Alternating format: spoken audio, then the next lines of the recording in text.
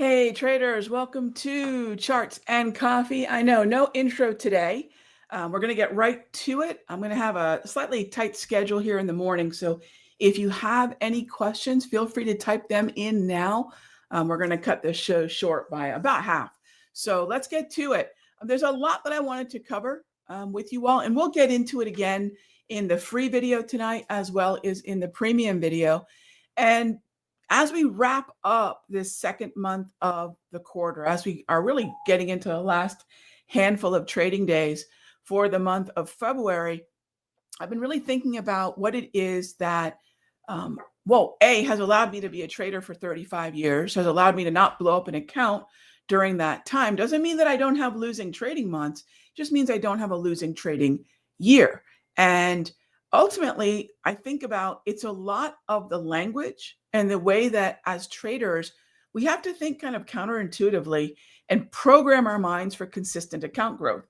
Everything about what you and I are doing in front of the computer every morning is about how do we consistently trade our account in such a way that we have account growth. And that's really the key. It's not sporadic account growth. It's not, 2020 was good.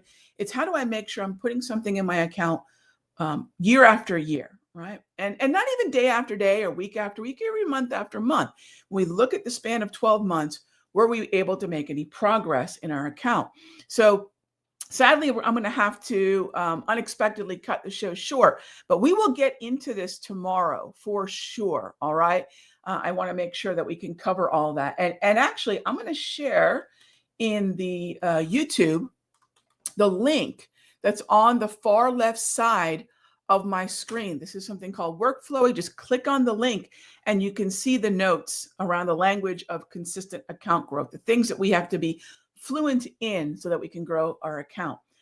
Let's take a quick look at the broader averages here. I've got the S&P in front of us, and you can see that the last two trading days, OPEX and Monday's trading day, were pretty heavy. We're looking at maybe what could be a minor low forming. So this would be the center candle of a 3-candle pattern. And that low at 59.77 and 3/4 will be an important one to keep an eye on. Can we close above it today? This is going to be the completion potentially of a minor low.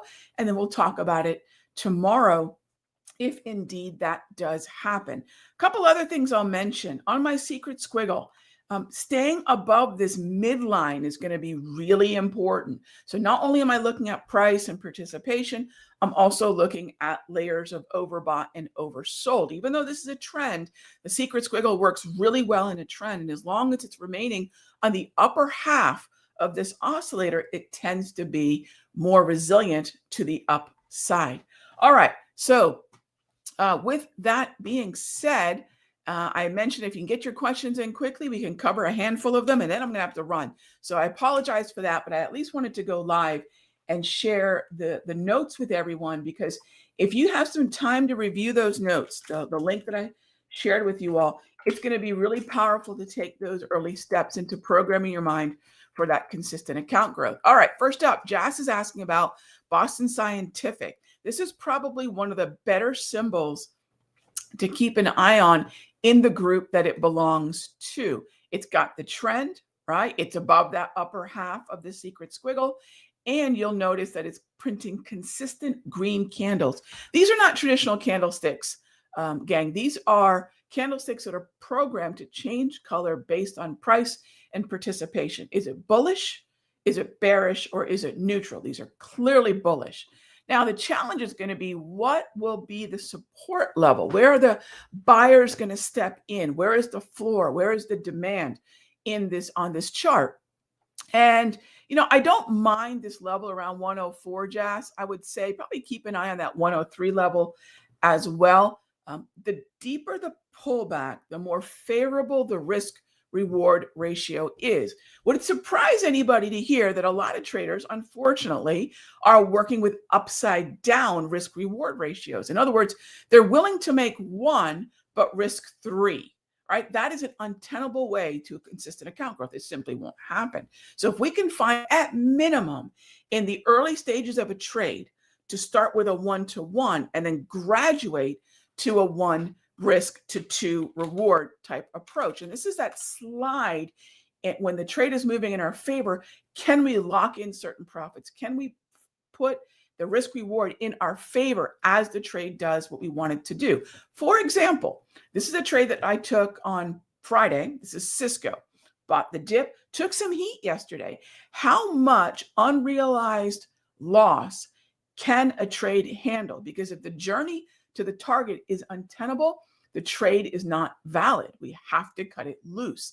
That's a risk management muscle a lot of traders simply don't have. Now, this morning, we're going to be flirting with the first target of this trade. And this is where we're going to move the risk reward ratio in our favor. Think about the processes that you have to understand a lot of these things. Again, high water mark, average loss versus average gain, risk reward ratio, unrealized risk, aka heat, and risk to the account. These are all the language of consistent account growth.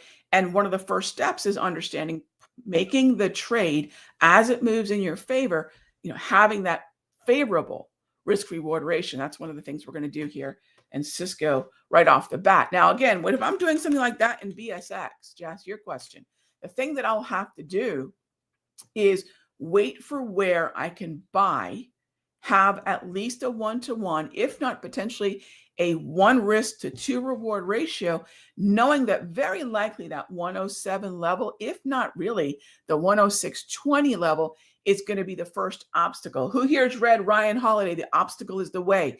That's a lot of the trading mindset. What's in the way to progress? I don't want to enter the trade at the obstacle. Think of it this way. I want a running start into that obstacle. If I'm going to bang down the door, I'm not going to sit 2 inches in front of it. I'm going to run 15 feet in front of it and hit it at full speed if I can. That's a lot of the way market movement is. And if I can buy that dip, I've got more space to take a reward, less risk, and I've got that running start that if we're going to take out 106.20 or 107, we're going to have that ability, more likely to do so. If not, I'm going to move that risk reward in my favor. Gang, that 10 minutes flew by really quick. I apologize for the short charts and coffee, but I thought if nothing else, I was able to share this link with you all. Please read it. If you have any questions about it, I'll be back here, same time, same station tomorrow for charts and coffee. And I'll cover a lot of this in the free video. I do want to mention tomorrow is the cutoff for our Sector Secrets Mastery Immersion. 3 months with me, getting my trades and weekly lessons so you can understand things like what we just talked about for the last 9 minutes. This week, we're going to talk about understanding risk and trading size. That's the holy grail, gang. And then next week, we're going to do the same thing specific to futures. Do I trade futures? I've been doing it since I was 15 and a half years old. Love futures, but we have to understand the risk reward of such a highly leveraged type of asset class. So this is what's coming up the next 2 weeks. The cutoff is tomorrow, gang. And yes, it will be a hard cutoff. So check out my.simplertrading.com/immersion. Check out the notes that I just sent you all. This is what you have in that link. And we'll talk again tomorrow, gang. Be good to each other. I'll talk with you soon.